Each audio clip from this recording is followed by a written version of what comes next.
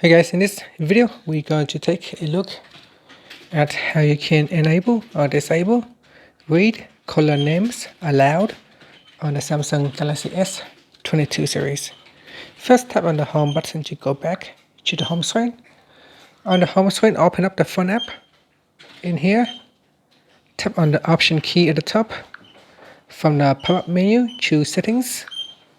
In Settings, you want to go down and tap on Answering and Ending Calls.